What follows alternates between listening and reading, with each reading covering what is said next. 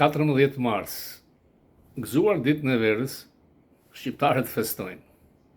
Natyrisht që gjithkush pëlqen të festojë, edhe pse vendi është në një krizë politike. Ramës i kanë dhënë shuplakën e fundit Bashkimi Evropian, ajo pasaporta europiane që ishte fitore më e madhe e Partisë Socialiste.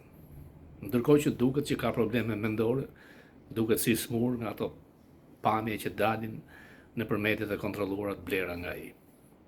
Një mik tjetër i është larguar nga pushteti.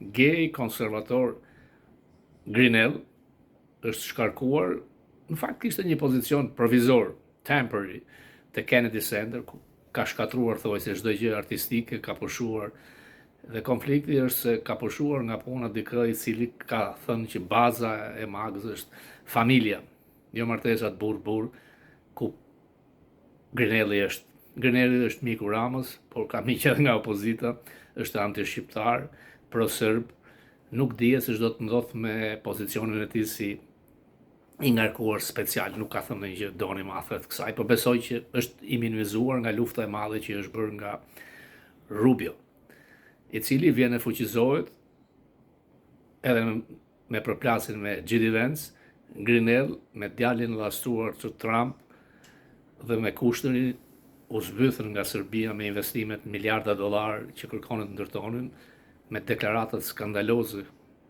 kundër ndërhyrjes amerikane në Kosovë, tregon ignorancën e tij, ignorancën e Donald Trump Jr., i cili si dhurat në vendin fqinj solli si ambasadore, ishte fejuar në tij, e njohur si pianece me problemet në Margarita Girl, ambasadorja e cila e veshur si punëtore rrugë nga ato e Pigalit, ka shkuar, ka takuar Ramën, me vete ka patur Aleksandër Eksarku, biznesmen i madh grek, mbase i dashur i saj, i cili kërkon Delvina Gas, por është në radarët e agjencive amerikane, si dhe nga Bashkimi Evropian për korrupsion dhe mashtrime financiare.